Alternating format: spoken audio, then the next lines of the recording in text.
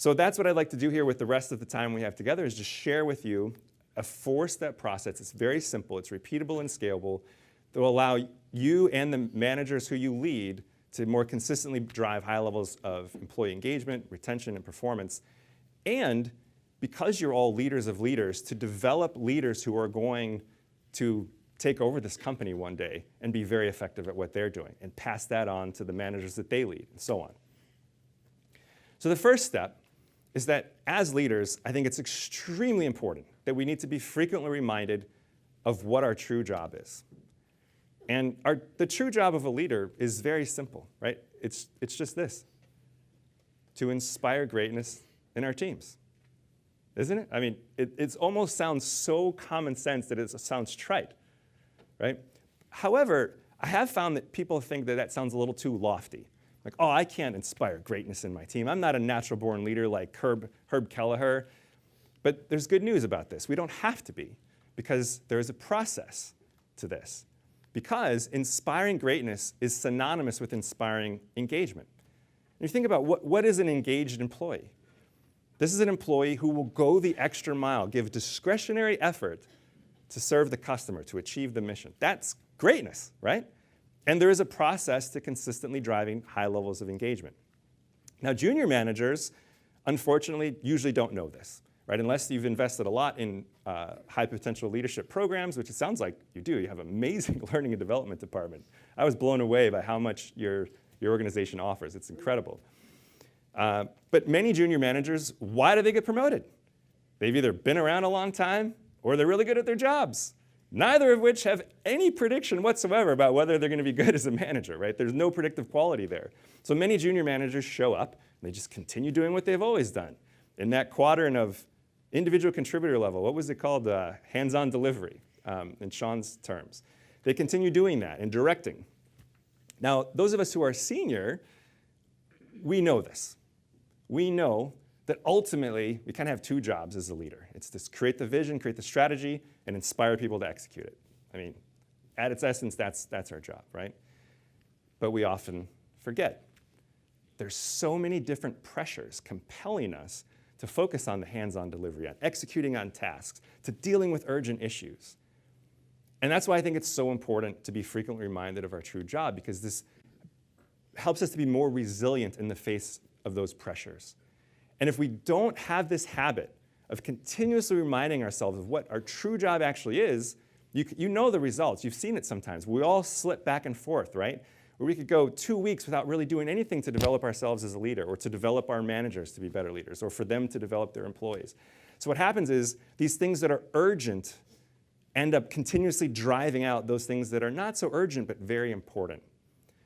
So if we have continual reminders about what our true job is, we start taking micro actions in that direction, and we spend more time acting in that way, which builds this resilience against all these pressures that conspire to keep us doing the things that are urgent but not necessarily as important as leadership development and coaching. Another thing you could do is to change your job description. Now, I don't mean go into HR and ask them to formally change your job description. That's not what I'm talking about. That would be annoying. What I'm talking about here is something very simple, which is just kind of reminding yourself in a very tangible, written way what your primary role is as a leader. And what I suggest is you do something like this. My job is to inspire greatness in my team by serving as a coach who helps people to thrive. And I filled in what I mean by thrive. So to help people be happy, great human beings who do great work. And what I suggest is you print that out, put it someplace where you can see it, and read it every day. And if you think, I know some of us might think, oh, that sounds like it's kind of cheesy. I've been a leader for a long time. I would tell you, I became friends with Gary Ridge recently, who's the he was the longtime CEO of WD-40. By many standards, one of the best leaders we've seen in the United States, one of the best CEOs we've seen in a long time. And the first time that I met him, I noticed he had this notebook, and it had a bunch of bullet points on the front. And I asked him to read me those bullet points and why he had them. And his answer to why he had them was, he said, look, I'm always growing as a leader, and I'm always under pressure to be focusing on tasks or to execute or to deal with fires.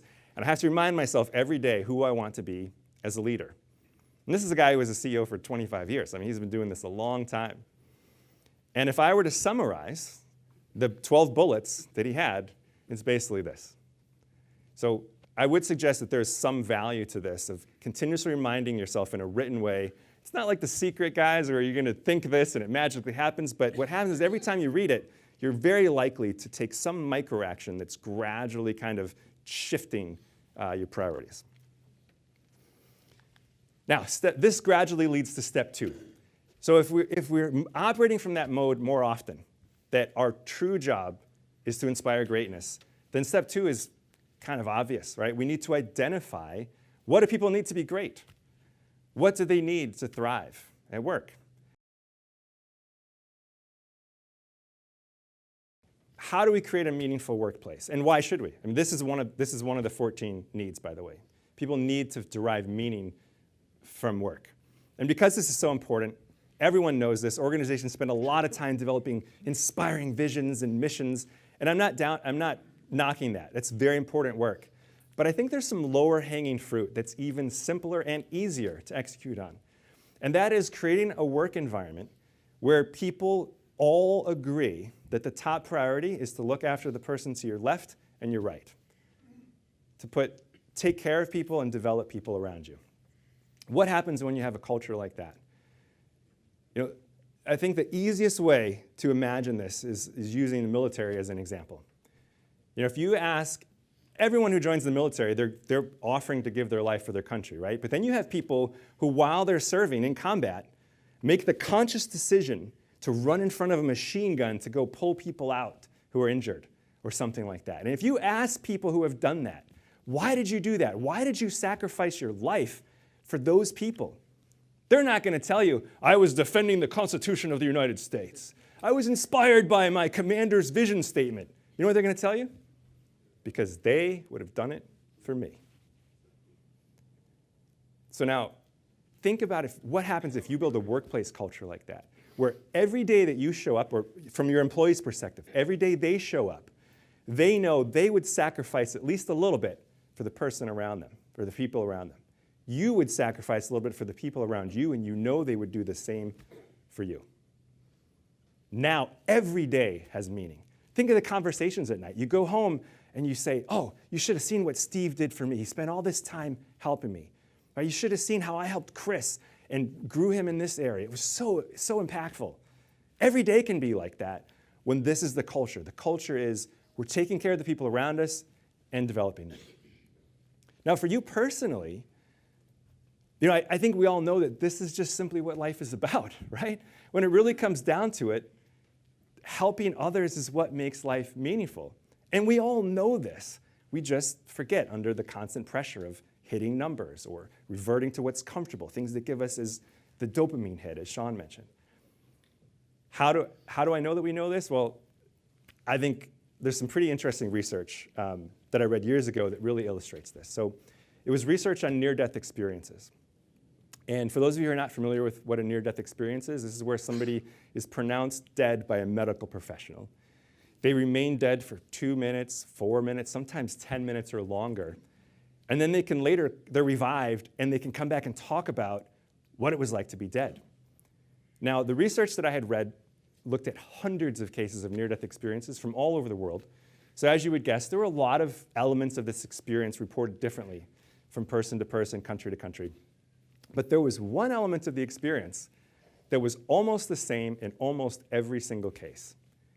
It turns out that as these people approached the boundary between this world and whatever might lie beyond it, they were all asked a question.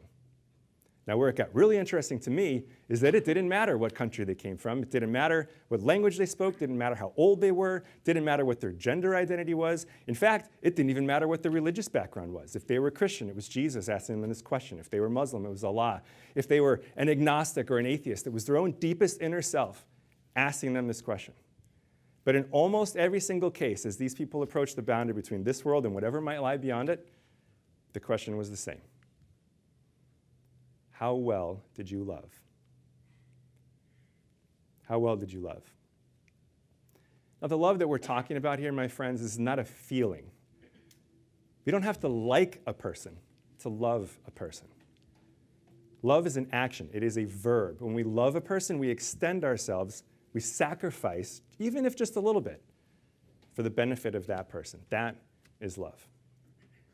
So I would like to close by just humbly asking a favor of you, and that is that you consider making it either your top priority or one of your top priorities to do something every day to be building habits for consistently being able to love better. There's absolutely no doubt that this will help you to be more effective right now as a leader. There's absolutely no doubt that this will help you develop leaders who are then going to take over Canon in the next 5 years or 10 years or 15 years, whenever you retire. So you can look back and have this legacy of, wow, look at what I did. I built this whole organization that's now leading Canon in my absence. And this might just be the most important thing that we do in our entire lives. Well, thank you very much for taking the time to be here today with me. Thank you. Thank you.